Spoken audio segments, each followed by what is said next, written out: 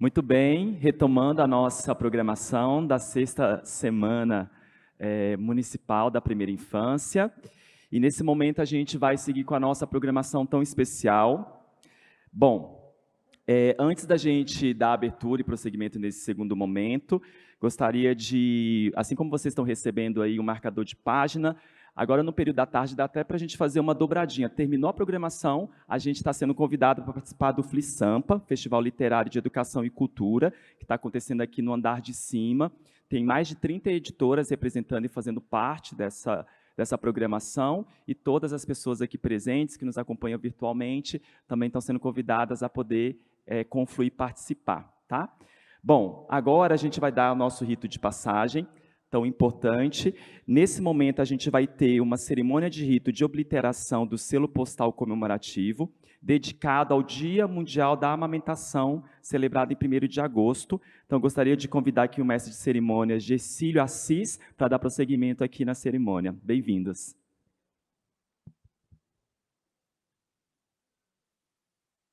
Boa tarde.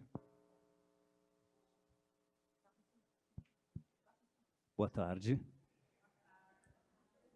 O Ministério das Comunicações, os Correios e o Fundo das Nações Unidas para a Infância, UNICEF, unem-se para lançar, na Semana Municipal da Primeira Infância 2023, o selo postal comemorativo dedicado ao Dia Mundial da Amamentação, celebrado em todo o mundo em 1º de agosto. A emissão postal ocorre no contexto da Semana Mundial de Aleitamento Materno, cuja mensagem é: a melhor coisa para o bebê é mamar. Garantir o direito à amamentação é responsabilidade de todos. Para comemorar o Dia Mundial da Amamentação, os Correios lançaram um selo comemorativo em 3 versões distintas. Cada selo traz uma ilustração retratando a cena de uma mulher amamentando seu bebê, representando as diversas mulheres do Brasil, negras, indígenas, pardas e brancas. Cada mulher e bebê foram cuidadosamente retratados em seus ambientes, amamentando e sendo amamentados em diferentes posições, destacando que todas as formas de amamentação são válidas, desde que proporcione conforto tanto para a mãe quanto para o bebê. A folha de selos também inclui uma imagem de uma mulher sentada, amamentando ao lado de uma criança e de uma figura masculina, simbolizando o companheiro da mãe que amamenta. Isso ressalta a importância crucial do apoio familiar para o sucesso da amamentação. Além disso, o selo comemorativo vem acompanhado pelo carimbo de 1º dia de circulação, também seguindo a mesma temática. Iniciaremos o rito de obliterações, que é o ato de carimbar o selo, tornando-o simbolicamente lançado. E para conduzir o rito, convidamos o Superintendente Estadual dos Correios de São Paulo Metropolitana, Renato Aparecido Rosa.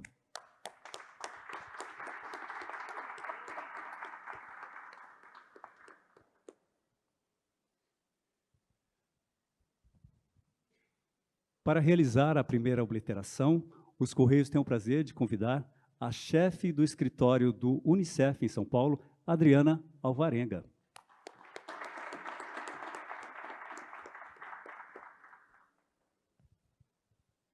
Então, nesse momento, o nosso superintendente está orientando a Adriana. Ele entregou um carimbo a ela para que ela possa realizar a obliteração dos selos.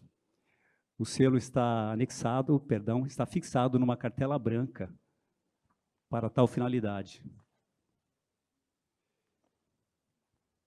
E, na sequência, nós pedimos gentilmente para a Adriana exibir essa cartela recém-carimbada, obliterada.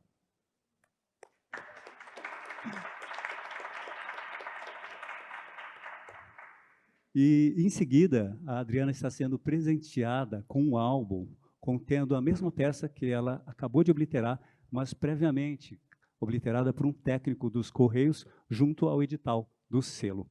Então, é mais um momento para nós registrarmos.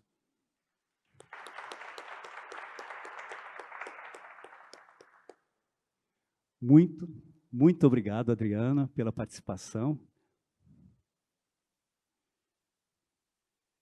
Encerrando o rito de obliterações, os Correios têm a honra de convidar a coordenadora técnica da saúde da criança e do adolescente e do programa Saúde na Escola da Secretaria Municipal de Saúde, Atenê Maria de Mauro França Mauro.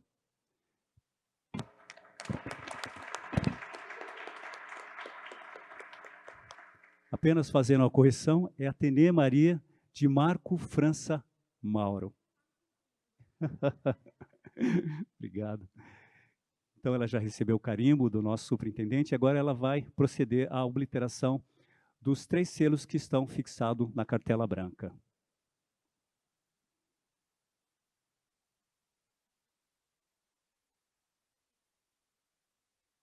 Obrigado. E, na sequência, vamos pedir para... mas podemos seguir para esse momento, sim. Tá? Agora ela foi presenteada com um álbum contendo a peça filatélica que ela obliterou há pouco, tá? Mais o edital, mais um momento de registro de imagens.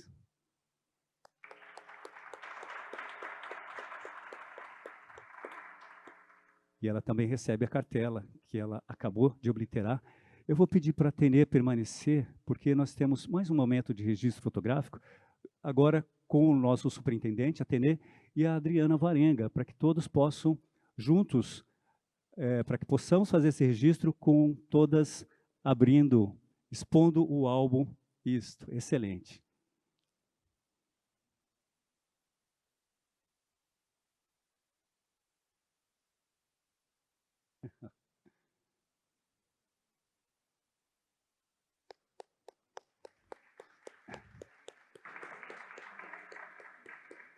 Muito obrigado, Adriana. Muito obrigado, Atenê.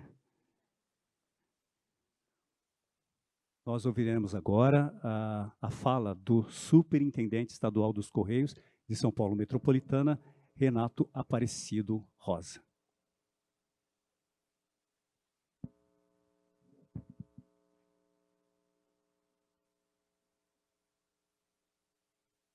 Boa tarde a todos, a todas e a todes. É com grande satisfação que os Correios lançam hoje, em parceria com o Fundo das Nações Unidas para a Infância, o selo comemorativo ao Dia Mundial da Amamentação. Neste momento, é uma honra parabenizar a Prefeitura de São Paulo pela realização da Semana Municipal da Primeira Infância, uma iniciativa essencial que se junta aos esforços de diversos atores sociais e governamentais, tanto em nível nacional quanto global, com o objetivo de envolver a sociedade e as famílias na valorização e nos cuidados na primeira infância. É sempre imprescindível ressaltar a importância do aleitamento materno nos primeiros anos de vida da criança. A amamentação não apenas fornece os nutrientes essenciais para o crescimento saudável do bebê, como também fortalece o vínculo emocional entre mãe e filho. Ao apoiarmos a amamentação, estamos contribuindo para o desenvolvimento de uma sociedade mais saudável e acolhedora, onde o bem-estar das crianças é uma propriedade inegociável. Por meio da emissão desses selos, os Correios e o Unicef buscam reconhecer a importância da amamentação, celebrar a diversidade de mulheres que desempenham esse papel essencial e contribuir para sensibilizar a população sobre os inúmeros benefícios da amamentação, bem como a necessidade de apoio mútuo durante esse processo tão fundamental para mães e bebês. Que essa mensagem chegue a cada canto do nosso país disseminando o entendimento e a conscientização sobre a relevância da amamentação para a construção de uma sociedade mais saudável e acolhedora. Juntos podemos fazer a diferença na vida de inúmeras crianças e suas famílias. Muito obrigado.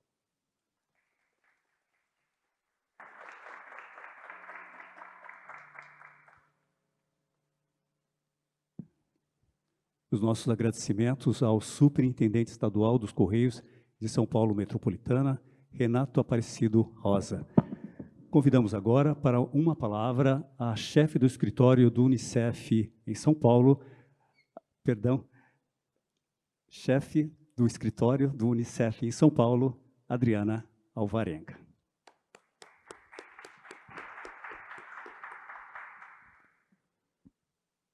Obrigada, colegas. Olha, eu não quero tomar muito mais do nosso tempo e eu vou aproveitar que quando a gente tem parceiros que são pouco usuais, como os Correios, nessa causa da primeira infância, e eles já incorporaram, né, essa lógica, esse discurso, essa compreensão sobre a importância das temáticas que a gente traz, a gente não precisa repetir tudo de novo, né? Então, esse é o Agosto Dourado, é o mês da gente chamar a atenção sobre a amamentação. A Prefeitura está lançando essa semana também a sala de apoio dentro do edifício Matarazzo para a amamentação. Tem mamaço durante a semana. Então, enfim, acho que o tema já está super colocado. Eu quero só agradecer a parceria dos Correios. É muito importante que a gente conte com vocês e conte com outras empresas para fazer avançar cada vez mais a pauta da primeira infância. Muito obrigada.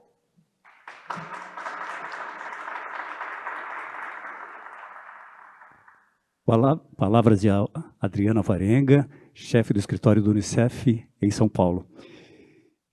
E com sua fala, os Correios encerram oficialmente esse ato e passam a palavra para o representante do cerimonial da Prefeitura de São Paulo. Muito obrigado.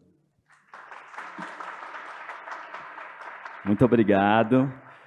Bom, vamos seguindo. Mas antes eu gostaria muito de contar com a ajuda de vocês que estão nos acompanhando aqui presencialmente, virtualmente também, enquanto a nossa próxima estrutura de mesa vai sendo montada. Uma salva de palmas para os nossos intérpretes de Libra, Fernanda e Tiago, que muito gentilmente, em parceria com a Secretaria Municipal de Pessoa com Deficiência, SMPED, tem garantido esse exercício importante do trabalho inclusivo, de acessibilidade para as ações que a gente tem realizado junto à Prefeitura. Então, Fernanda e Tiago, nossos agradecimentos. Bom, queria aproveitar esse momento também de quebrar o protocolo e a gente poder fazer um exercício, uma dinâmica que é importante enquanto o nosso espaço vai sendo organizado. Nós estamos aqui nessa sexta semana, né, voltado para a Semana da Primeira Infância, pensando esse lugar das cuidadoras e cuidadores, cuidar de quem cuida. Então, nesse momento, eu gostaria de convidar vocês a fechar os seus olhos e a gente poder fazer uma reflexão de trazer as nossas memórias afetivas sobre essas imagens e essas ações que a gente reverbera nas nossas trajetórias. Então, feche os seus olhos, você também que está nos acompanhando virtualmente, participe dessa dinâmica também. E aí, nesse momento, eu gostaria que vocês pudessem evocar as potências de memórias afetivas que você tem de cuidadoras e cuidadores que fizeram parte da sua trajetória, e o que te constitui hoje como pessoa e que você valoriza e mantém essas memórias em você. E aí, nesse sentido, a gente vai trazendo à nossa memória quais são as cores do cuidar de quem cuida. Quais são os sabores que essa memória afetiva tem quando você remete a essas experiências de potência de cuidar de quem cuida? Quais são as texturas que vocês conseguem vislumbrar nesse exercício de memória? E quais são as ações que marcam e que a gente caminha na nossa trajetória sobre essa memória cuidar de quem cuida?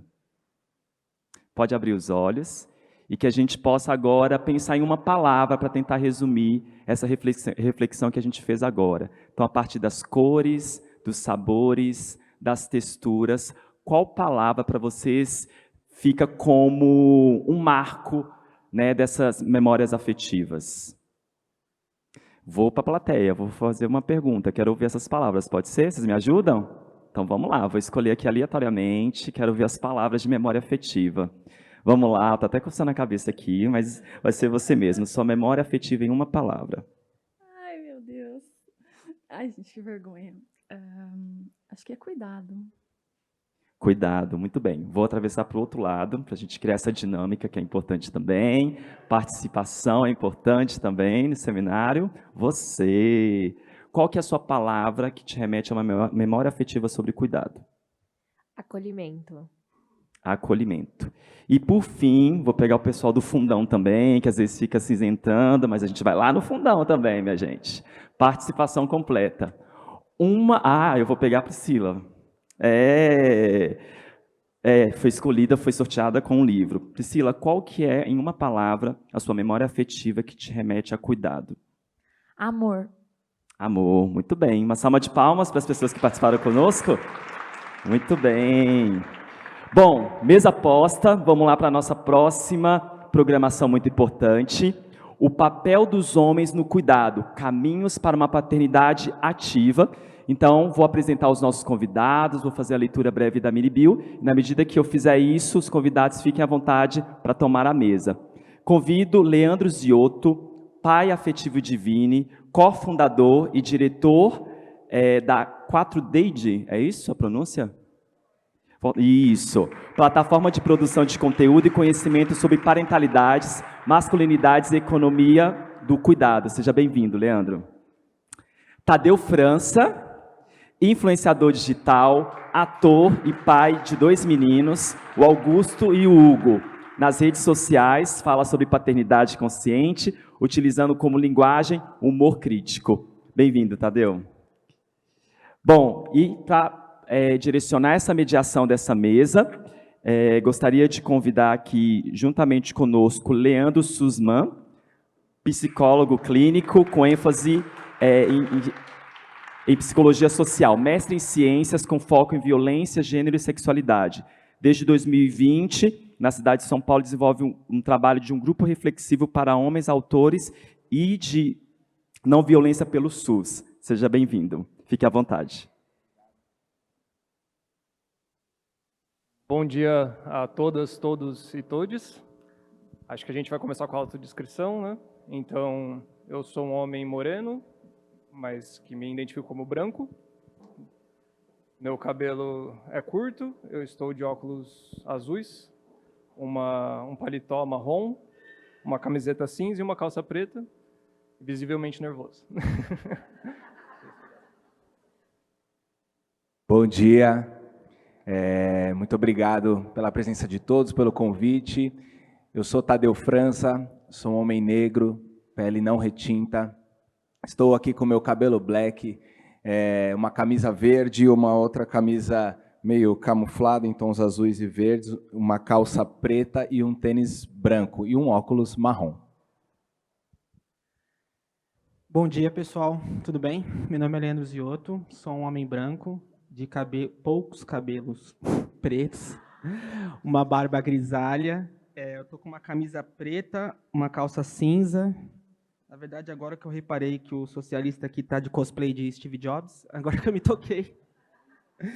E estou de tênis preto. E é um prazer estar aqui para a gente falar sobre paternidades, cuidados e assim por diante. Valeu.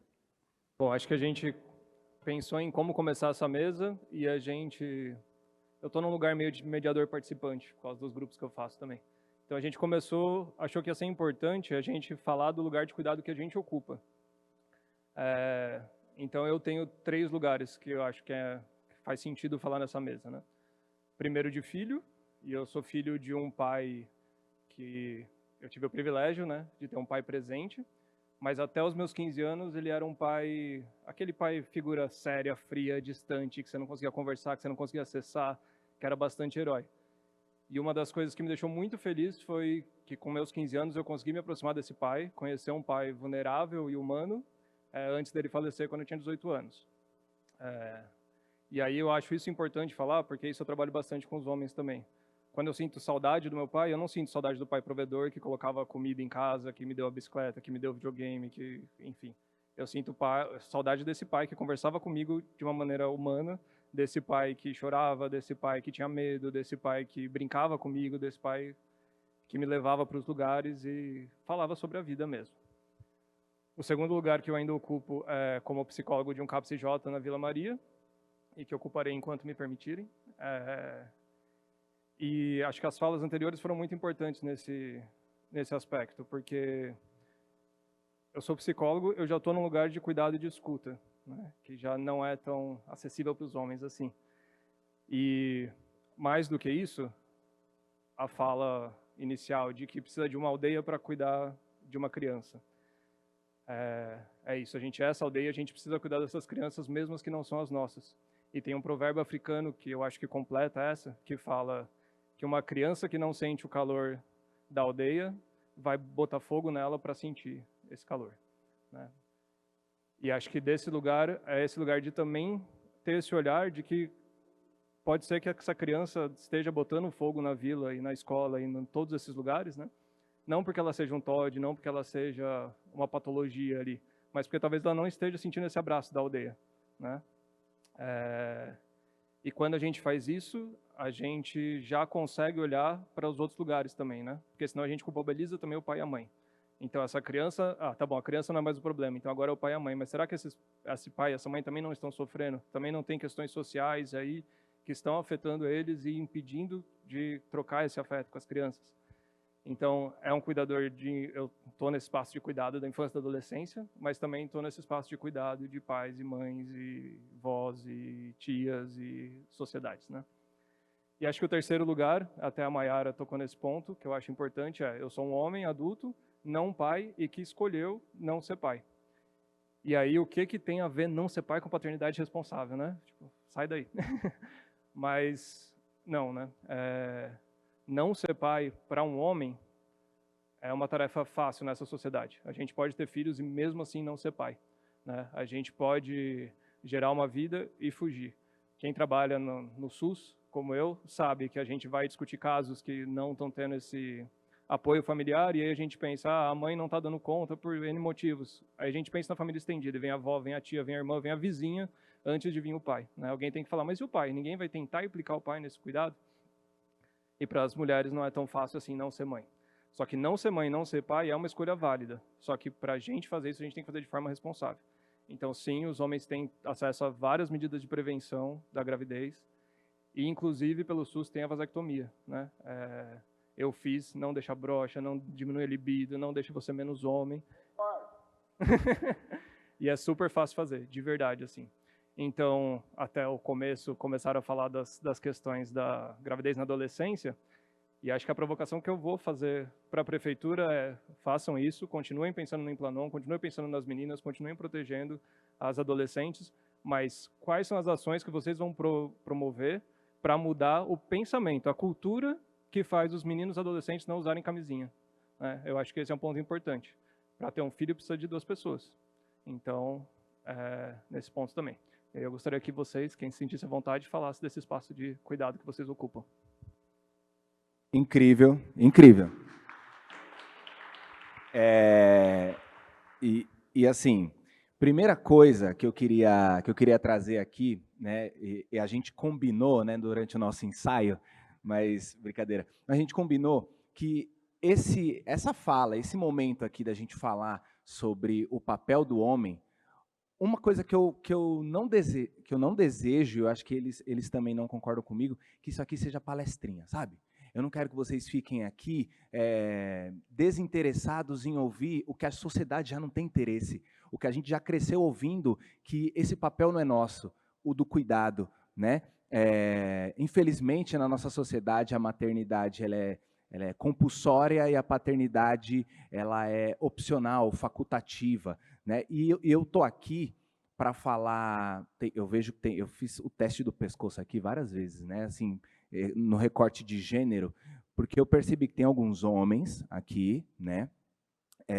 Uns sentados na plateia e muitas mulheres, né? Nas quais a gente deveria aqui ocupar o lugar mais de escuta. Fala aí, gente, e aí, passa o microfone, e a gente ficar, durante o nosso tempo, ouvindo as dores, porque se a gente não tem um lugar de escuta, a gente não consegue resolver os problemas, porque a gente está na cadeirinha confortável do privilégio e é tão fofinha, ela massageia as nossas costas e não dá vontade de levantar. E eu acho que é o primeiro ponto, quando a gente vai falar de cuidado, né, a gente falou sobre isso, antes do cara ser pai, ele precisa desconstruir esse lugar do homem.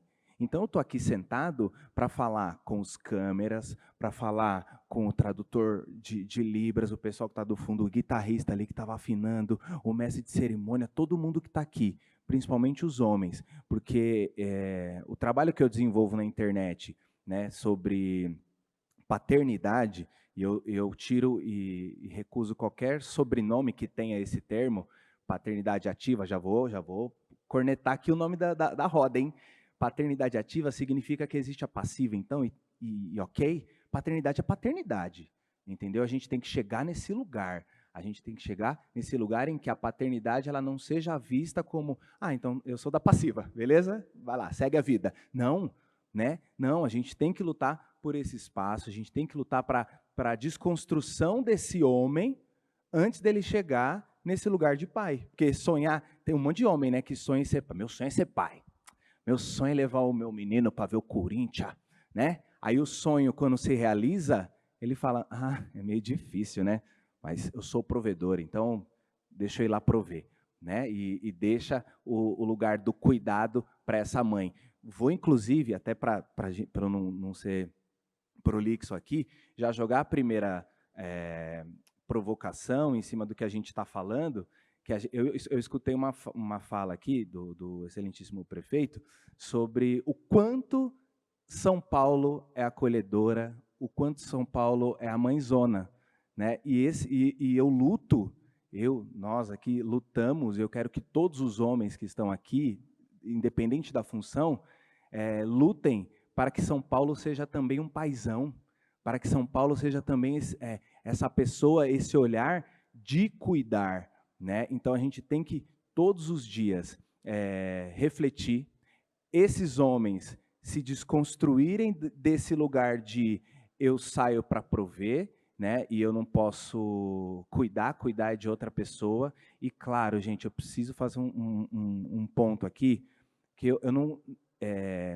a falta de, às vezes, políticas públicas, a falta de olhar da sociedade para homens em situação de vulnerabilidade, sobretudo homens pretos, faz com que a gente, às vezes, caia num lugar incongruente de tipo, pô, tô cobrando paternidade presente do cara que acorda 4 da manhã para fazer o pão que eu vou lá na padaria comprar depois, para pedalar, para entregar o minha Mac oferta no meu prédio, sabe? Como é que eu vou cobrar a presença desse cara? Só que, de um outro lado, esse cara também precisa entender que cuidado não é só levar no parquinho.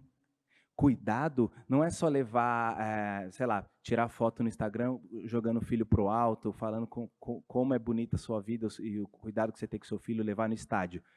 Cuidado também é você chegar em casa, poxa, tem a louça na pia, amanhã a mãe está cansada, pô, seria legal ela acordar e não ver a louça na pia, porque ela já vai ter que fazer toda a demanda para mandar o filho para a escola, para a creche, etc.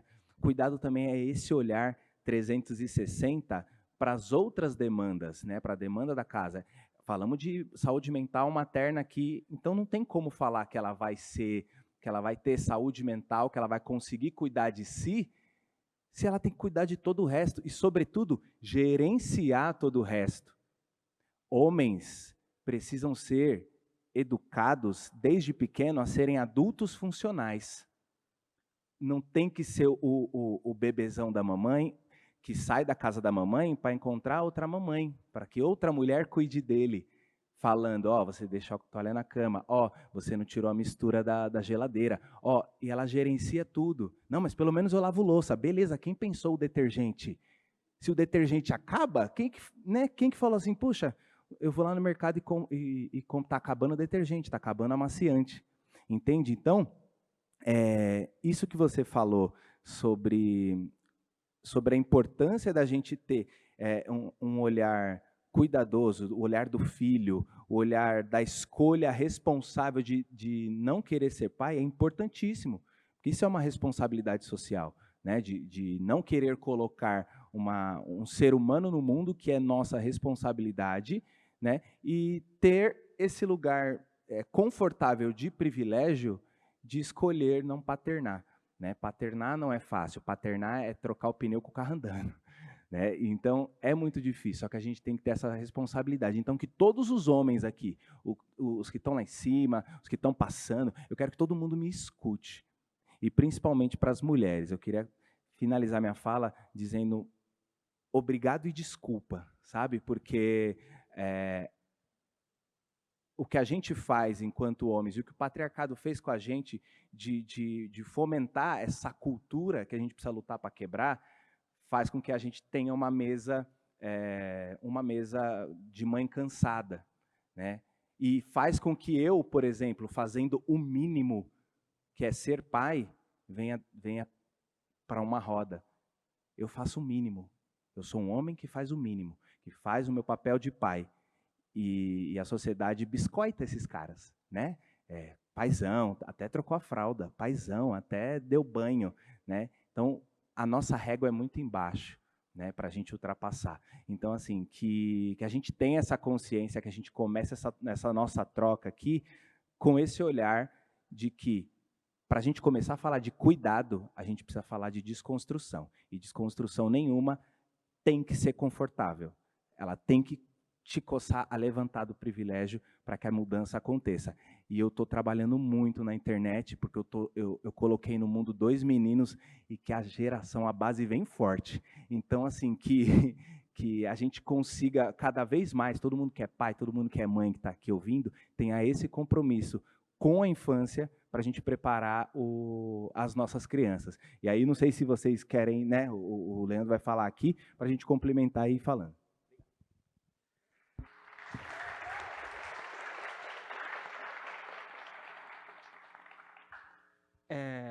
Bom, meu lugar de fala aqui é como pai, né? Sou pai afetivo do Vini.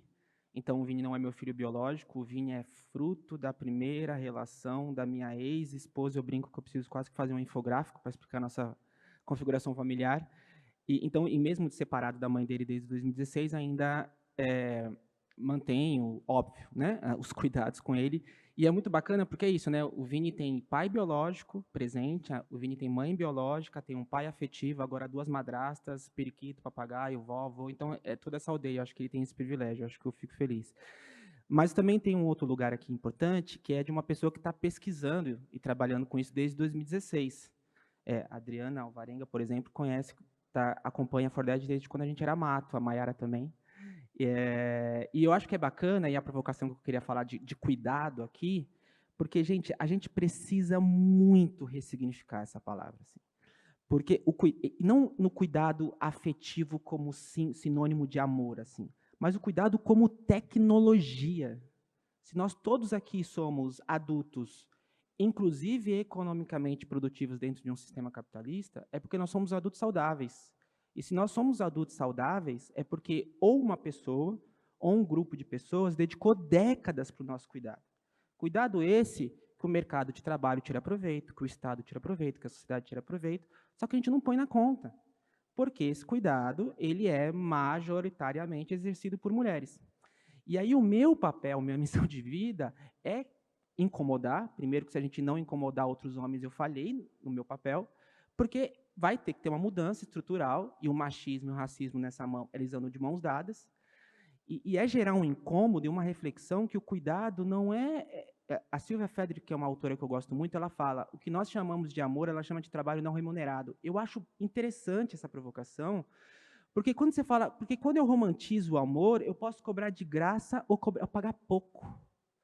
Gente, cuidado dá muito trabalho, mas dá trabalho mesmo.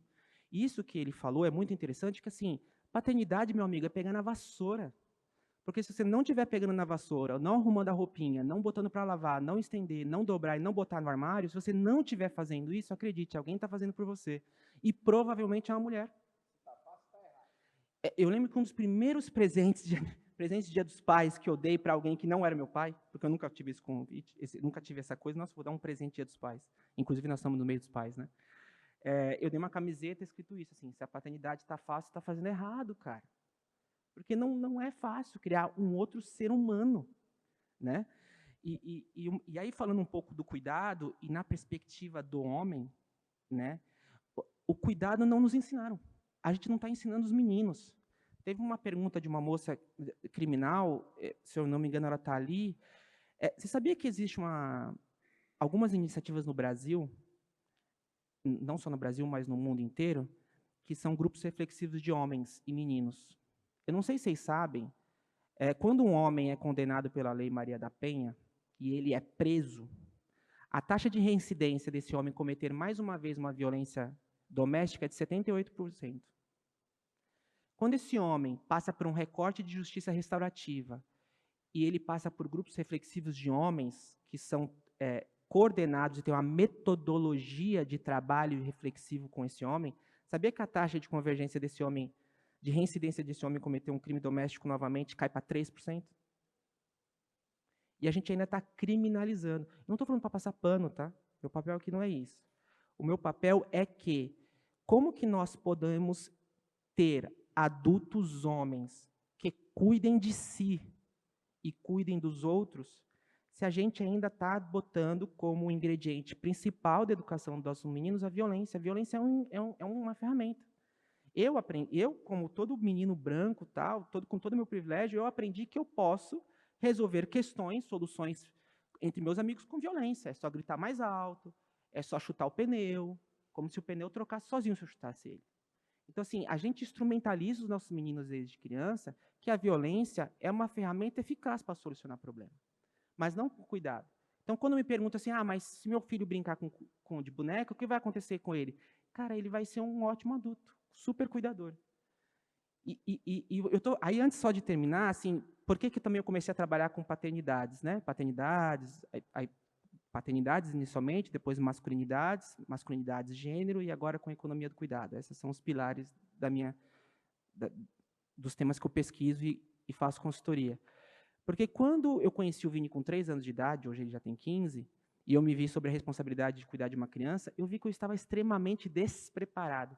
E só para vocês terem uma noção, eu como pai millennial, né, o que a gente faz quando a gente está com um problema? A gente vai para o Google. Eu estou falando sério, gente. O Vinícius tinha 4 anos de idade, eu já era casado com a mãe dele, a gente já morava todos na mesma casa. O Vinícius estava assim, 5º dia que o Vinícius não dormia bem, porque era óbvio, uma nova casa, uma nova dinâmica, tem toda uma coisa nova, né?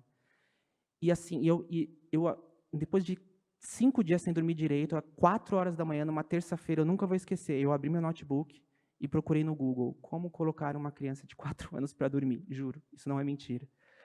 E sei lá, 12 anos atrás, o Google me deu 32 milhões de resultados. Eu fui até a 5ª página do Google e não tinha nada para homem. Por isso que eu conheci depois a Maíra, quando a gente começou um trabalho lindo, que era o Catraquinha na época. Porque eu falei, gente, não pode ser. Eu não acredito que o Google, que é o guru do século atual, está me dizendo então que me deu 32 milhões de opções, eu fui até a 5ª página e não tem nada para homem. Então, eu preciso realmente levantar e falar assim, mulher, vai lá botar para dormir porque eu não tenho condições. Enfim, não, tem algo de muito errado com isso. Assim. Então, assim, a gente precisa, e a gente tem que tomar cuidado, só para finalizar um pouquinho, quando a gente fala do cuidado como tecnologia, porque o machismo tem afastado nós, homens, do papel do cuidado. E a gente tem uma outra coisa que é importante, que o Tadeu talvez fale com muita mais propriedade, mas a gente tem uma herança escravocrata que faz a gente subalternizar o papel do cuidado, como se o papel do cuidado fosse uma coisa menor. E a gente precisa promover e valorizar o papel do cuidado, porque, mais uma vez, sem cuidado, nenhum de nós estaríamos aqui. E, terminando, falando assim, tem uma frase do Pedro Hartung, que é do Instituto Alana, que foi meu professor de advocacy, ele fala uma coisa que ele torce para uma sociedade que seja capaz de cuidar dos seus próprios filhos, dos filhos dos outros e dos filhos de ninguém. Eu acho lindo, eu fico até me arrepio quando eu lembro dessa frase. Porque se você escolheu não ser pai, não ser mãe, perfeito, legítimo, mas seja rede de apoio. Seja rede de apoio do seu vizinho, da sua vizinha, do seu irmão, da sua irmã, do seu colega de trabalho. Porque é isso, assim. A gente não pode botar nas costas só de uma mãe ou só do pai do papel principal do cuidado. A gente precisa ser uma sociedade que tenha que aprender a cuidar um dos outros para a gente poder realmente ter um pouquinho mais de carinho e não precisar fazer mais painéis como esse. Valeu.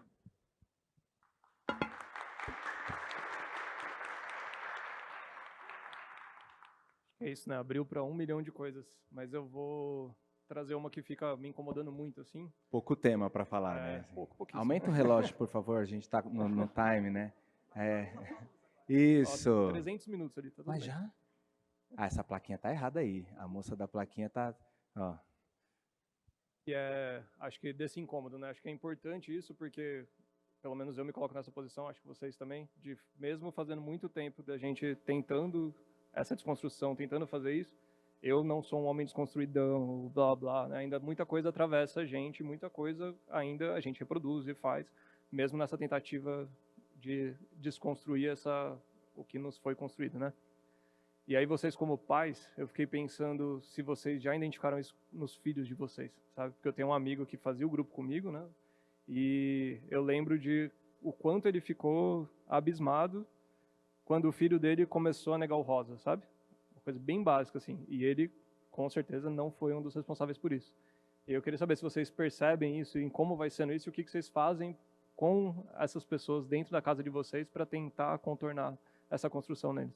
Olha, essa pergunta já faz a pálpebra tremer assim, ó, involuntariamente, porque é extremamente difícil, porque assim, eu sei educação e os meus pilares e valores que eu vou dar para o Augusto, de 4 anos, e para o Hugo, de 2. Mas agora eles estão inseridos na escola e eles vão conviver com os filhos dos outros, com os filhos de outras casas, de outros valores, de outros costumes. E é extremamente difícil a gente pensar, porque eu sei que os meus filhos vão atravessar os filhos dessas outras famílias, né? Que o Enzo vai chegar lá pro pai dele e vai falar assim: ah, mas o Augusto falou que brincar de boneca não tem problema, e que tá tudo bem, foi mó divertido, inclusive. E no outro dia o pai tá lá na escola falando: como assim? Meu filho tá convivendo com um menino que brinca de boneca? Como assim? Né? E gera aquela revolta. Ao mesmo tempo em que vai chegar na minha casa um menino que atravessou o meu filho, né, em suas vivências, falando que brincar com menino é chato. Isso foi o que eu escutei do meu filho Augusto, porque elas não gostam de dinossauro. Elas gostam de outras coisas, não sei o que, tal, e eu fui explicando e tal. Então, a gente percebe uma oscilação desses comportamentos, mas a gente precisa estar muito atentos, muito atentos.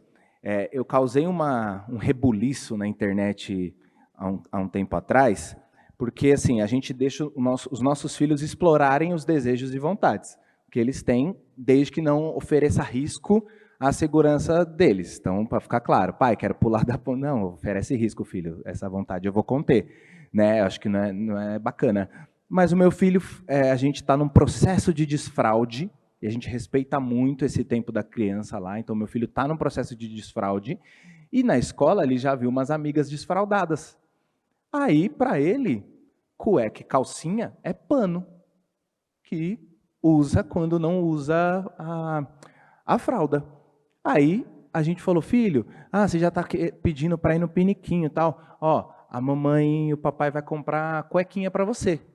Saiu assim, automático. Vai comprar cuequinha para você. Ele: não, papai, quero calcinha. Aí a gente já... Hello, darkness, my old friend. Derretendo na cadeira, falando: o que a gente vai fazer agora?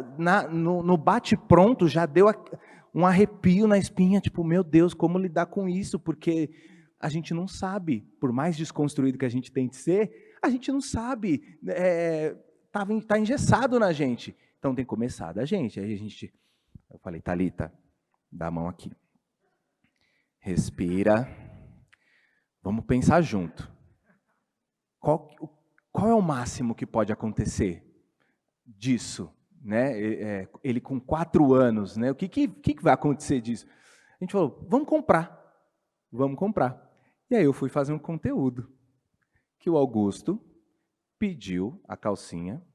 A gente, sem saber, tipo, que calcinha comprar para um menino de 4 anos. A gente comprou uma calcinha de menina lá, pegou calcinha e tal. E, ó, filho, aqui, ó, vamos provar. Niki, a gente provou, primeiro que a gente comprou, talvez, um modelo de calcinha que era um pouco mais cavada, né? Que se chama...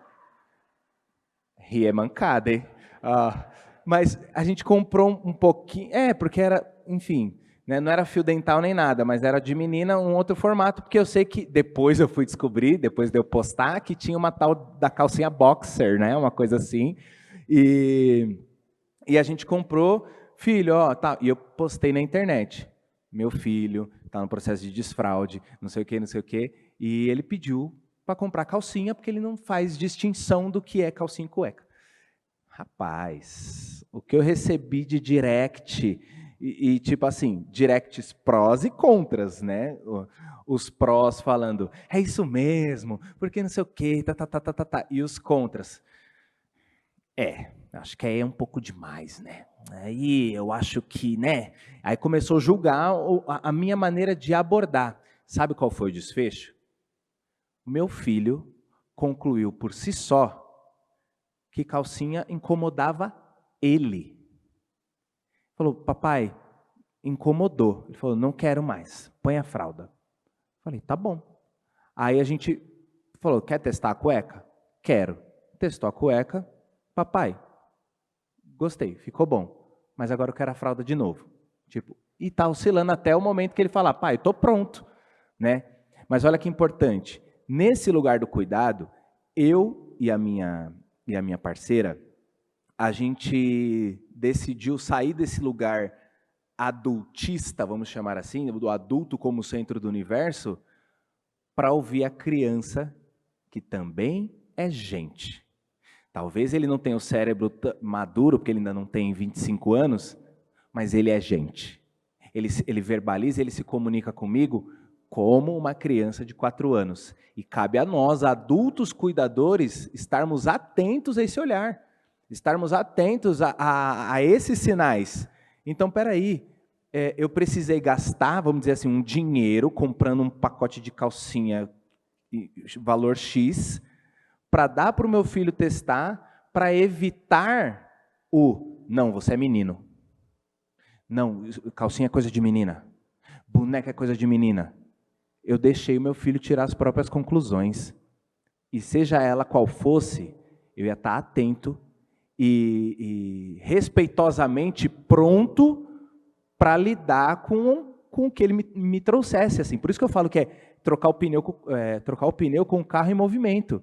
Não dá para saber, não dá para prever. Se tivesse receita de bolo, estava no telão, não precisava nem da gente. Alguém apresentava assim, ó, ser pai é... Mas ser pai é construção. É todo dia acordar e falar, filho, vocês acham que eu nunca gritei com meu filho? Vocês acham que eu nunca perdi a cabeça? Claro, mas filho, tá difícil. Mano, eu nunca fui pai de uma criança de 4 anos, cara. Pô, me ensina, vamos trocar. Ô, Hugo, eu já fui pai de criança de 2. Seu irmão já teve 2.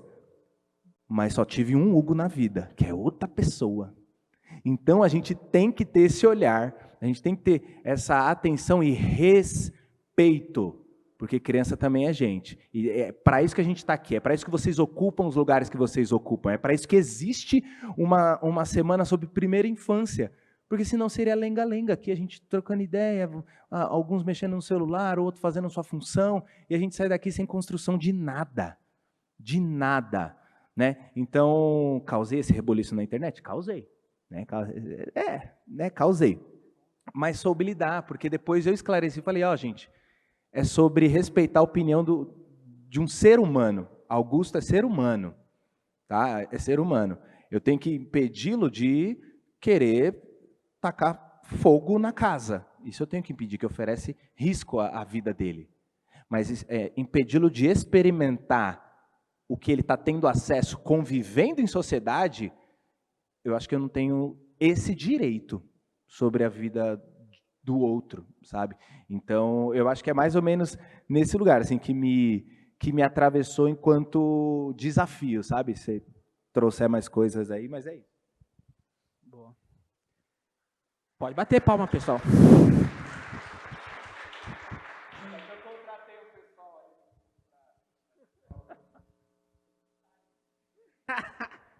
É assim que termina, galera. Isso que você trouxe tem uma outra frase que eu acho legal, que é uma das desigualdades sociais mais invisíveis é do adulto para a criança, né? Porque a nossa sociedade realmente objetifica a criança mesmo, né? Tipo, e ainda como posse, né? Tem um comediante inglês que ele fala que, quando ele esteve no Brasil, ele falou assim, vocês brasileiros gostam dos seus filhos, porque criança se chama assim, que é meu filho, criança é criança dos outros. Né? Então, a gente tem isso, assim, então a gente precisa respeitar a criança como sujeito. Agora, a minha questão pessoal, cara, eu nunca tive, lógico, várias tretas com pais dos outros, óbvio, né? Assim, mas o que eu queria trazer uma reflexão um pouquinho diferente do Tadeu é que eu não sei para vocês, assim, ou para quem é pai e mãe, mas no meu caso, a minha paternidade me ajudou com a minha relação com meu pai, cara, acredita? Porque meu pai nunca foi meu pai ausente, nem violento, mas era aquele típico pai que eu brinco que faz aquele papel do Estado, sabe assim? Que não está no dia a dia, mas delimita as leis e está nas datas comemorativas, né? Você sabe que o Estado está presente, é isso, não é? Nas delimitações, tipo, não pode estacionar, não pode passar de 50 km por hora, é o Estado te delimitando. Ou multa, castigo, ou em datas comemorativas como essa que a gente vê, por exemplo, o Estado aparecendo. Então, meu pai sempre exerceu esse papel. E aí, quando eu me tornei pai, não que eu quis ser o oposto, tá? Eu nem elaborei isso, assim, quero ser o oposto do meu pai e tal, não sei o quê. Mas é que, cara, a paternidade me deu uma liberdade poética que eu botei pra fuder em tudo, assim. Primeiro que eu chorei tudo que eu nunca tinha chorado até nunca, assim. Eu nunca fui de chorar, porque tem essa coisa, né? Homem não chora, tal, não sei o quê. E me tornar pai do Vinícius me deu uma liberdade, assim, poética de chorar até em comercial de televisão, assim. Hoje eu sou muito chorão, assim. E a outra é a coisa do toque, cara. Nós, homens, a gente se toca muito pouco, e principalmente em outros homens. E quando eu me tornei pai, eu descobri assim, caralho, eu gosto pra caramba de toque, mano. Eu sou mais sinestésico do que eu imagino. E aí eu comecei, e eu toco muito o Vinícius me toca muito, me abraça e tal. E olha que loucura, eu conheci o Vinícius com 3, a gente foi morar juntos todos com 4, aí com 5 anos, eu lembro de um domingo, esses domingos passa na casa do avô e da avó, né? E aí meu pai um dia veio e falou assim, cara, você abraça demais o seu filho, cara.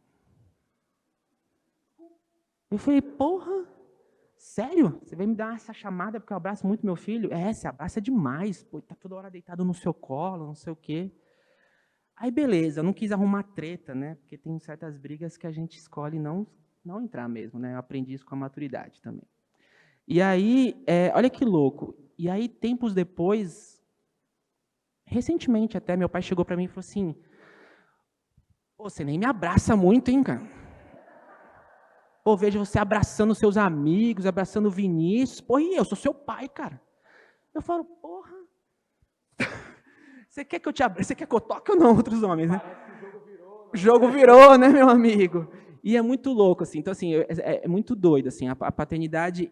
E aí, gente, eu faço terapia desde sempre, né? Eu descobri que a For Dad não era nem para eu fazer a minha relação com meu filho. Eu descobri que a For Dad é uma relação minha com meu pai. Então, estou me vulnerabilizando com vocês. Pai, você está me assistindo? Não sei. E é muito louco. Então, é isso. A minha paternidade me ajudou a ressignificar a minha relação não só com meu pai, mas com os outros homens da minha família, sabe? E é interessante, assim, e com outros homens que eram amigos, né? E eu aprendi, falei, caramba, é isso, é gostoso demais mesmo abraçar outros homens, de se aproximar e de escutar, né? Assim, quando foi genuinamente que eu escutei um amigo, sabe assim? Ou genuinamente eu cheguei num amigo e falei alguma coisa, assim. Então... Quando se afastaram também, né? Nossa, brother, depois que primeiro que depois que vocês estão na paz, você fala assim, você tá chato pra caramba, hein, mano, só fala do seu filho. Eu falei, lógico, mano, você já viu como ele é lindo? Que é brincadeira. Mas porra... mas assim, eu não sei se aconteceu com vocês ou com outras mães e outros pais. Mães é difícil, porque quem é idiota mesmo é só nós. Mas assim, quando eu me tornei pai, cara, grupo de WhatsApp começou a fazer o menor sentido participar de grupos de WhatsApp, assim. Tipo, piadas, fotinhos, vídeos, tal, não sei o quê. E eu aprendi, cara, que vai ter que ser chato mesmo, assim. Eu vou ter que ser o chato, eu vou ter que incomodar, e é isso, velho. Pela saúde mental minha, da minha companheira, do meu filho, ou de outros colegas que a gente está conseguindo pregar a palavra, né? A gente é isso, assim, vai ter que ser o chato. E eu nem sou radical, tá? Pelo contrário, eu até sou a pessoa que gosta de, não, vamos aqui, né? Então, quando tem um amiguinho do meu filho que fala, meu Deus, eu toquei numa boneca. Eu falo, não, vai tocar de novo, não, brincadeira. Mas eu falo, não, acontece, mas por quê? Qual que é o seu problema de brincar com meninas, tal? Assim, eu ainda tento exercer esse papel um pouco mais pedagógico, mas é isso, assim, grupos de WhatsApp, amigos se afastaram, e é isso, assim, acho que você vai criando outros amigos também, né? e aí é isso, aí a gente vai criando uma comunidade. Com quem vale a pena andar, né? Ela é da sua caravana ali. Tem a caravana do Leandro aqui, a minha tá ali, ó, isso, da Palma. Mas é exatamente isso, o quanto de amigos a gente perdeu e foi construindo outros dessa bolha parental, né? Claro que uma hora a gente sente vontade de, às vezes, sentar num bar, tomar uma e não falar de troca de fralda, e não falar de outono, pelo amor de Deus, outono, vai embora, falar de bombinha, de asma, de lavagem nasal, Flixotide, Aerolim, pelo amor de Deus, saiam daqui, sabe? A gente tem vontade, só que os nossos amigos da nossa época ali, da adolescência, da infância, se os caras não têm filhos, os caras sequer entendem o nosso momento de precisar se vulnerabilizar, cara, preciso de um amigo. O amigo que eu trocava na adolescência é muito brother, não sei o quê. Hoje o cara, tipo, sei lá, tá vivendo a vida dele, acredita em outras coisas, e jamais eu penso em chegar nesse cara e falar, cara, eu tô vulnerável, preciso de um abraço. Né? Porque é isso, nunca teve essa troca, né? E eu acho que é esse o nosso papel. Eu espero que todo mundo, quanto tempo nós temos aí? 1 hora aí de... Ah, tá, 15. Eu tentei pegar um pouquinho mais de tempo, mas eu acho que essa troca que a gente teve aqui, e olhando para vocês e trocando com cada um de vocês, eu acho que vai ser importante para a gente gerar uma transformação, e de verdade, eu estava olhando o guitarrista, como é que é o seu nome? Jonathan, você é pai? Você é pai? Cara, ele olhando aqui, sorrisão, amarradão, eu falei, pô, tomara que ele seja pai, mano, eu estava torcendo aquele, pô, eu vou atravessar o guitarrista, se tivesse só um cara aqui, para a gente trocar essa ideia, porque as mães, normalmente o meu conteúdo, tá lá, o Tadeu França, aí a pessoa chega lá, o Tadeu França, beleza, 90% dos meus seguidores são mulheres, são mães. Aí eu vou parar de fazer o que eu estou fazendo por causa disso? Não, vamos aqui, abelhas. Pega o link, manda lá no status do WhatsApp pro marido. Pega o link e joga em direitinho assim, ó. O cara vai pegar, do nada cai um vídeo dele falando assim, de falar tipo, poxa, meu, tá difícil aqui em casa, tô cansada. Eu faço várias sketches interpretando o pai que não cumpre ali o seu papel e tudo mais, falo do pai que não paga pensão. Então, assim, me seguindo tem advogado, psicólogo, professora, pediatra, porque cada hora eu falo um tema. E o papel dessas mães, né, infelizmente, professoral, de ter que pegar um artigo, de ter que pegar o link de um vídeo, e os meus vídeos trazer esse tom de humor crítico, né, que antes do cara rir, eu prefiro que ele reflita, se ele não achar graça de nada, mas ele refletiu, para mim valeu. Rir é consequência ali dos personagens que eu fiz. Mas esse papel professoral de ter que mandar o link também é exaustivo à beça. Mas uma coisa eu tenho certeza, e eu repito, para o tradutor, para o câmera, para o hold, para o técnico, para o guitarrista, para nós aqui, para quem está lá em cima, depois que viu, não dá para desver. Depois que leu, não dá para desler. Depois que aprendeu, não dá para desaprender. Não adianta você do online fechar a câmera, porque você também está ouvindo isso aqui.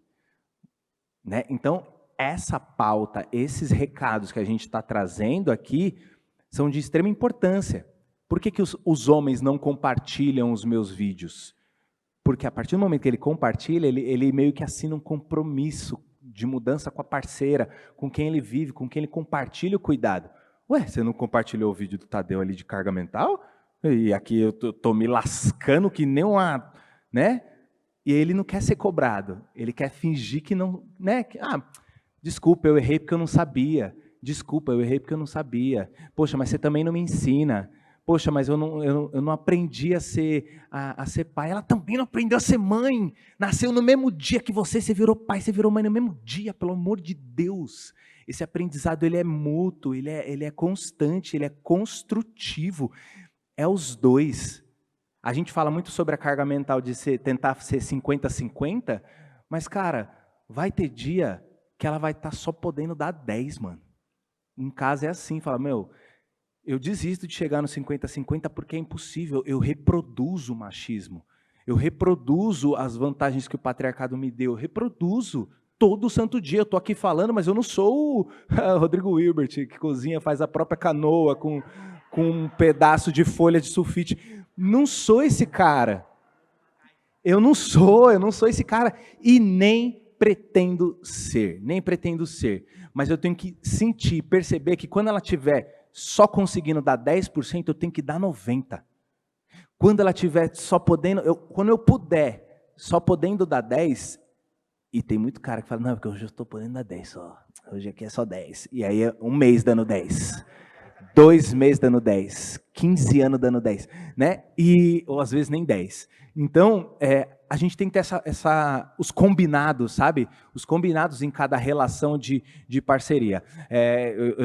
Vou finalizar, até porque a gente combinou, né, de ouvir, a gente quer ouvir as perguntas de vocês, o bate-papo, e pode, assim, talvez conduzir aí para o nosso momento, né, de desfecho, enfim.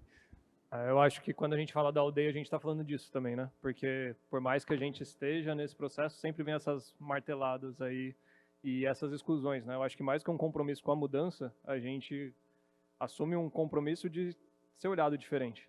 Mas eu acho que tem uma coisa muito boa que eu percebo com os meus amigos, assim. Eu comecei a fazer o grupo, e aí começa a tomar porrada, né? Porque a gente faz o grupo, mas a gente ouve homens que estão falando da gente também. E a gente pensa, puta, eu faço igual, né? É mais fácil ver no outro. Só que aí meus amigos sempre faziam as piadas, sempre, né? E passava. E aí, de repente, quando eu comecei a falar, porque não é uma coisa do politicamente correto, perde a graça. Quando você entende que aquilo, qual é o que se pretende ser humor ali, perde a graça, a piada mesmo. E aí, quando você aponta isso, não é que eles param no começo, né?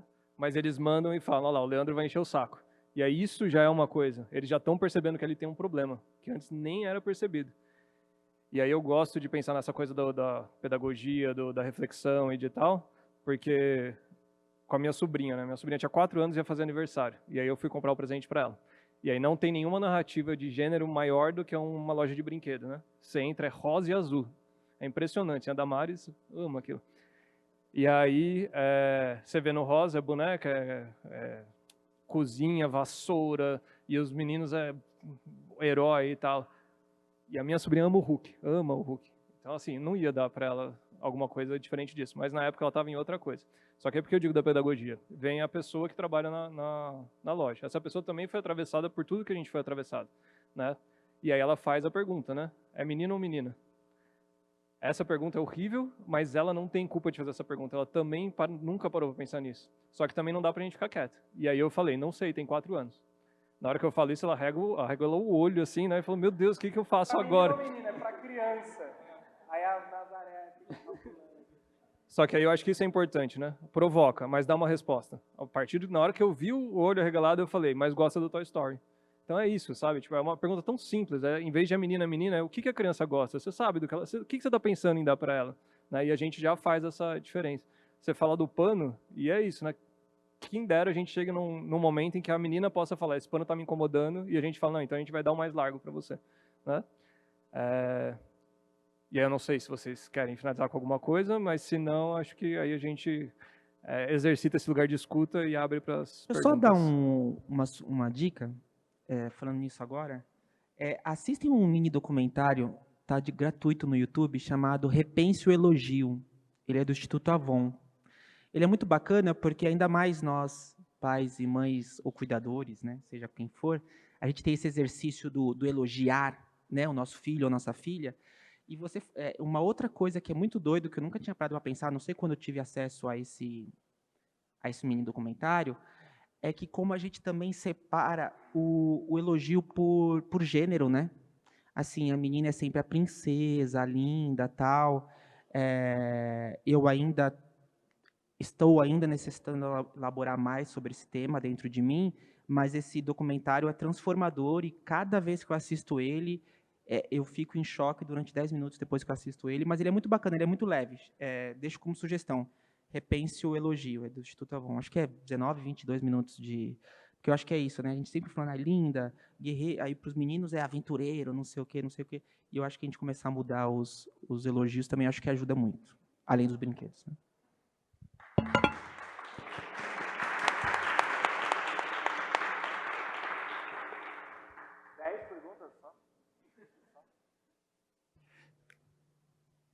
Perguntas? Bom, a gente está com tempo limitado, mas a gente consegue pelo menos umas 2 perguntas. Vamos lá, primeira pergunta. Vou ali, depois eu venho aqui.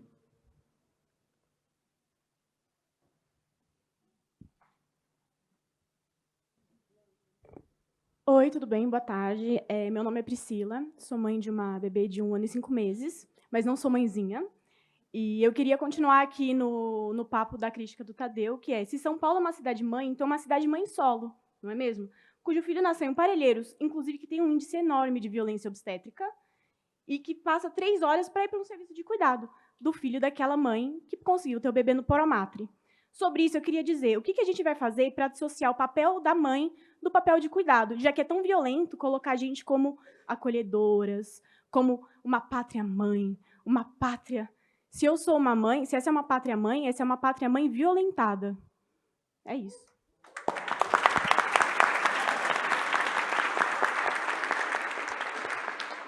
Desculpa, qual que é o seu nome? Priscila. Eu não sei nem muito o que falar, mas assim, uma coisa sutil para continuar a sua provocação. O machismo não foi um golpe de azar, tá? Como racismo, ele é um plano estratégico que está sendo implantado todo santo dia de forma sofisticada e bem-sucedida. Porque só para vocês trazerem uma perspectiva de um pesquisador, Margaret Mead, uma antropóloga, em 1930, já mostrou que essa questão de gênero não faz sentido. E a gente está em pleno século XXI ainda discutindo função paterna e função materna. Freud já foi superado, galera. Desculpe falar isso para vocês. Não dá mais. Criança, eu gosto muito de um conceito, não sei se a Adriana está aqui, um conceito de família da Unicef. Família para a Unicef é um grupo de adultos dispostos a criar e educar uma criança. Então, é um grupo de adultos, não tem gênero. Criança precisa de cuidado, limites, e é isso, precisa de cuidados e limites. Não precisa de uma mãe, não precisa de funções maternas e funções paternas. Enquanto a gente estiver falando isso, a gente vai estar falhando miseravelmente, de forma racista, machista. Então, assim, essa provocação que você traz uma coisa interessante e mostrar que isso não foi um golpe de azar, tá? Há 5.000 anos aqui, tudo bem, nós não fomos signatários do patriarcado há 5.000 anos atrás, a gente não estava ali assinando. Mas a gente tem uma responsabilidade enorme de superar isso. Porque não é um golpe de azar, não foi cara ou coroa. Isso é um plano que perpetua e que privilegia pessoas. Sobrecarregando mentalmente, fisicamente e emocionalmente vocês, mulheres. E, inclusive, deixando esse sistema de forma de moer gente mesmo. Porque é isso. Falta políticas públicas, falta interesse, inclusive, da iniciativa privada. Uma provocação que eu trago aqui muito leve é que, quando a gente discute primeira infância, é muito comum a gente discutir primeira infância sempre no recorte ou do terceiro setor, ou da sociedade civil, ou do poder público. Gente, já que a gente está vivendo numa sociedade capitalista, as empresas têm um papel fundamental. E uma provocação que eu trago é, nós somos uma sociedade, nós somos um país onde o carnaval e a festa junina é maior que a licença paternidade. Então, isso aqui já mostra como a gente enfrenta esse debate, né? Então, muito obrigado pela provocação e que venha mais. Eu achei perfeito, eu não vou me alongar, mas a gente tem muito a coisa sobre o que. E a gente tem que, juntos, como sociedade, encontrar o como. Como a gente fazer São Paulo deixar de ser essa mãe solo, sabe? Então, assim, o como é a gente, na minha visão, é falando, é apontando, é falando. E o que a gente precisa entender é, quando a gente está aqui, a gente está discutindo temas, a gente não está discutindo pessoas, tá? Estou discutindo temas, estou discutindo pessoas, mas eu fiz questão, se eu sentasse aqui e não apontasse essa fala do prefeito, a minha missão talvez não estivesse cumprida. Essa pergunta não aconteceria. A gente não traria essa reflexão para 100 e não sei quantas pessoas. A gente tem que falar, porque antes dele tinha um outro. Antes do outro, tinha um outro, que era a mesma coisa, a cidade-mãe acolhedora que abraça, né? E eu acho que a gente tem que fazer chegar a mensagem, como comunidade, falar. Para mim, esse é o como, né? Fazer os homens entenderem esse papel, que o cuidado também é função dele, né? Ele tem que ocupar esses espaços em qualquer lugar que ele esteja. Na empresa que ele trabalha, se ele é de uma função pública, qualquer lugar que ele esteja ocupando, ele tem que entender que ele é corresponsável por todas as crianças que o cercam. E aí a gente talvez tenha um ponto de partida para tentar fazer com que essa mãe solo, né, que a gente chama de cidade, não seja mais, se a gente tem uma mudança efetiva. É isso. Já estou aqui na plateia. Temos mais 2 perguntas. Vai ser 2 perguntas casadinhas. Vamos lá. Olá, boa tarde. Primeiro, Boa tarde. queria agradecer. Meu nome é Thaís, eu sou assistente social do SUS.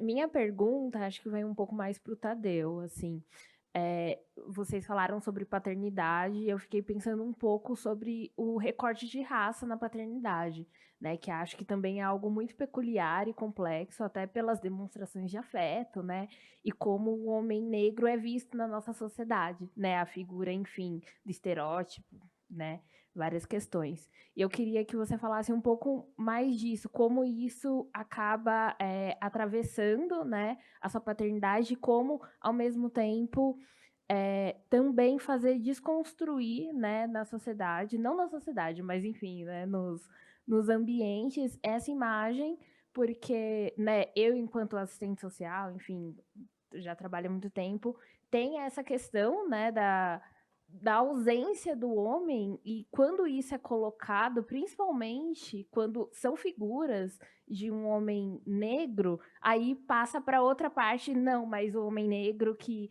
é agressivo, que não tem o cuidado mesmo. Então, eu fico pensando também nessas 2 vias de como também não acabar cometendo uma violência contra esse homem que muitas vezes é muito explorado. Ai, desculpa me estender. Não, maravilhoso. É maravilhoso a sua pergunta. E essa é a minha principal missão na internet quando eu dou a cara, porque é muita exposição. Exposição da minha vida, exposição do meu paternar. Mas eu estou ali porque eu sei que a minha missão é mostrar e provar que nem todo pai ausente é negro e nem todo pai negro é ausente. Então, assim, eu me preocupo muito em ocupar esses espaços, por isso que eu nunca digo não a um convite de uma instituição, de uma empresa, vem falar de paternidade. Agora, gente, agosto, pô, minha safra, é a hora que eu me abasteço no verão para sobreviver ao inverno, e eu vivo disso, eu vivo de internet, né? Esse é o meu trabalho. E eu costumo dizer que eu gosto de ocupar esses espaços e estar lá para hackear o sistema, entendeu? Para hackear o sistema. Então, o famoso se fazer de louco para ganhar o louco, sabe? Eu estou ali, eu vou falar e eu não vou medir esforços para me fazer entender, entendeu? Então, assim, para a gente não cair nesse lugar do estereótipo do homem negro, a gente precisa apontar todos os recortes, né? E lembrar que raça sempre vem primeiro, né? Então, raça, classe, gênero, tudo precisa ser discutido, tudo se intersecciona. E a paternidade do homem negro, ela é normalizada como essa ausência, com essa violência, com essa agressividade, né? Mas eu estou tentando chegar, eu estou tentando, assim, me munir e me juntar com o máximo de pessoas que possam reverberar essa voz. Porque foi o que eu falei no começo, né? A gente sabe que a população negra é a maior em situações de vulnerabilidades, em empregos que a gente vê como subempregos, né? E tudo mais. E é o que eu falei, olha o desafio que eu tenho de cobrar a presença desse homem negro se ele acorda 4 da manhã e chega às 11, porque ele, né, tipo, ele tem, sei lá, 2, 3 empregos que ele tem que se doar para comer, porque ele... E assim, o comer é hoje, né? O comer não é só o mês que vem. Só que o que acontece? É introjetado na gente somente esse lugar, né? De você não cuida, você provê. Mas colocar reflexão para esse cara que o afeto para ele também é permitido. Que abraçar, que dá colo, que dá ombro, que foi negado a vida inteira, porque o pai dele também não teve tempo, o avô dele também não foi ensinado assim, e as outras gerações, e ele tá perpetuando. Então, acho que a gente tem que ter esse cuidado, mas não se limitar e não se conformar com o que está posto. Quanto mais a gente ocupar os espaços e hackear o sistema, né, e falar para quem tem que falar, e cutucar quem tem que cutucar, a gente está mais próximo de um lugar mais saudável para esse recorte, para esses homens negros.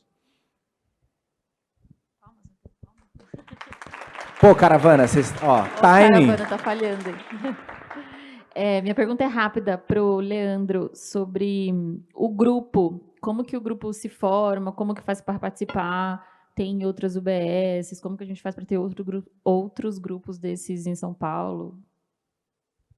Bom, para falar do grupo, eu preciso falar de mais 3 pessoas, né? Que é o Thiago Rodrigues de Paula, o Felipe do Carmo e o Renato Almeida, que sempre fizeram grupo comigo. Uns saíram, outros voltaram, enfim.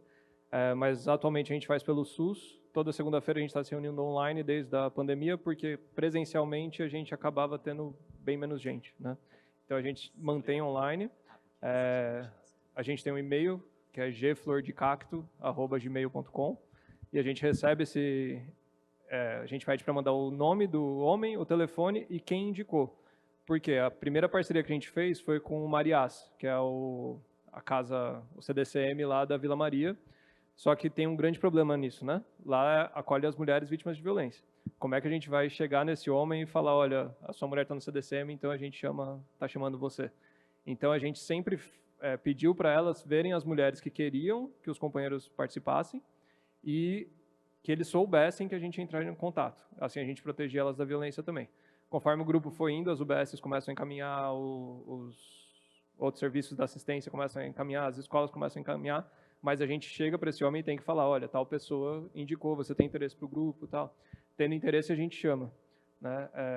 O grupo ele é reflexivo, ele não é educativo nem terapêutico, porque eu acho que a gente não desconstrói isso falando, né? Acho que é isso, a gente pode falar de um monte de coisas, se o homem não sente, se o homem não entende, não sente isso, né? Que, nossa senhora, eu nunca pude abraçar, eu gosto disso, isso pode me é permitido, a gente não muda nada.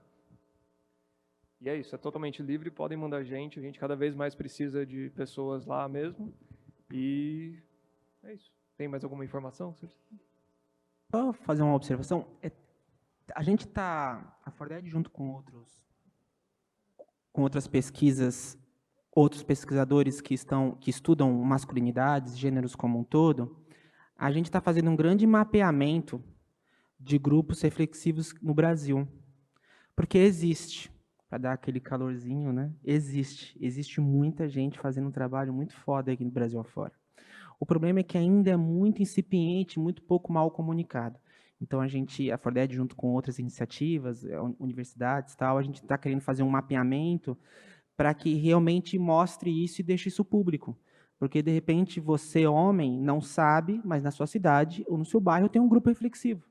né? E os grupos reflexivos de homens com os seus determinados recortes. Grupos reflexivos de homens pretos, grupos reflexivos de homens que são pais, grupos reflexivos de homens oriundos. É diferente um pouco desse grupo reflexivo que eu comentei com a moça, que é especializada em direito penal, porque esses grupos reflexivos esses grupos reflexivos de justiça restaurativa, eles são diferentes, tá? Ele é um braço da justiça restaurativa e só quem frequenta esses grupos reflexivos são homens que foram condenados literalmente pela Lei Maria da Penha. Então, esses grupos reflexivos de homens que a justiça restaurativa usa como uma ação pedagógica, isso é uma outra coisa. Mas, para além disso, existem outros grupos reflexivos e a gente precisa fazer esse mapeamento, né? Até para a gente não achar que a gente está fazendo um trabalho sozinho, um trabalho solitário, mas isso é importante. Então, na verdade, já existem alguns mapeamentos. Se vocês tiverem interessezinho, dar um Google, vocês vão conseguir achar, tá bom? Acho que é importante. E a gente está multiplicando mesmo. Então, eu e o Felipe, agora a gente criou, né, 8 encontros para fazer outros profissionais conseguirem começar esse processo também. Então, é só entrar em contato que a gente troca. Então...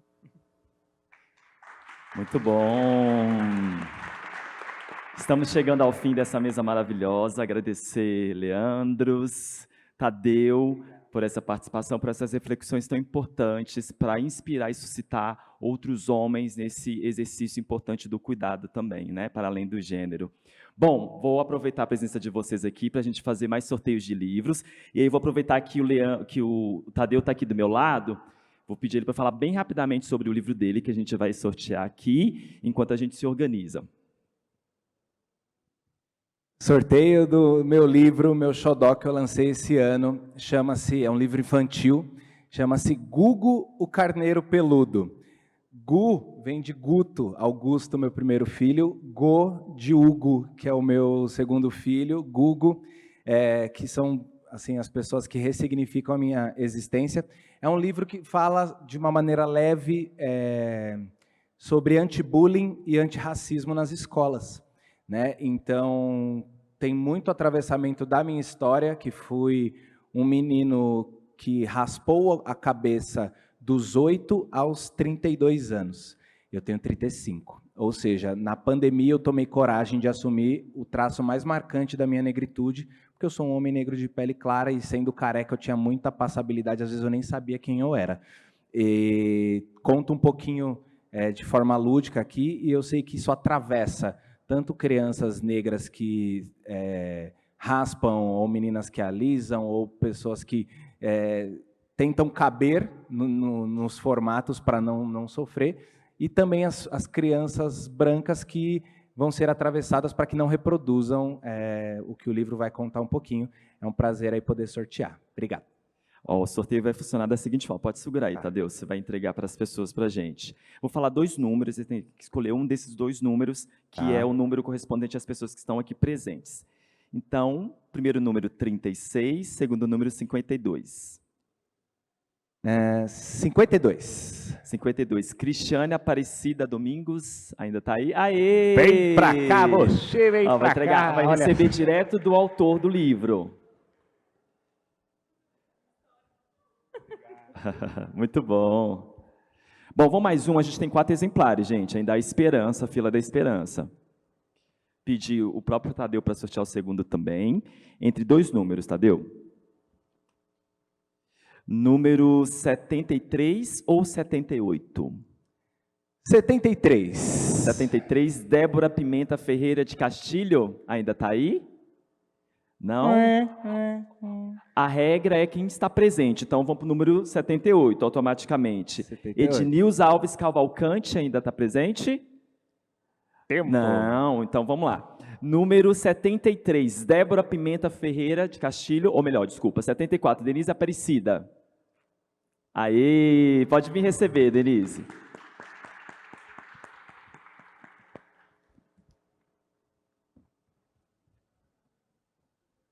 Enquanto o Tadeu vai entregando, a gente já vai sortear o próximo. Aí vai ser aqui para o Leandro. Leandro, entre o número 146 e 161.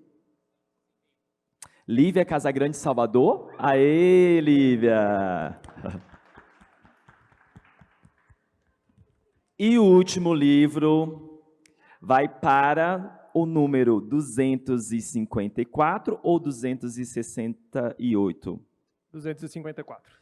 254, Shirley da Silva Santos, está presente? Aê, muito bom!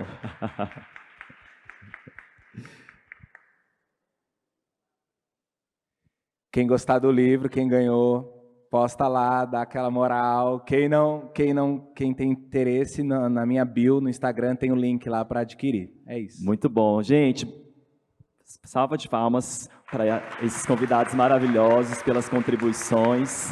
Gratidão e que sigamos nessas reverberações. Estamos chegando, pode ocupar os seus lugares, por gentileza. Estamos chegando ao final da nossa programação de hoje, sim.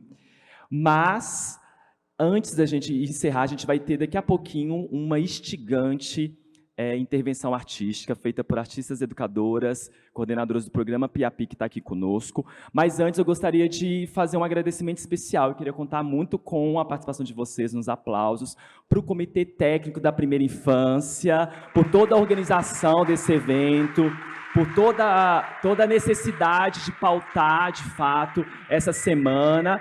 Quem faz parte do Comitê Técnico, levanta a mão só para a galera tentar identificar. Muitas pessoas que, de fato, estão trabalhando no dia a dia para que isso aconteça. Gratidão aqui em nome de todas as pessoas participantes pelo carinho, organização, convite e, sobretudo, a pauta das nossas crianças pequenas e bebês.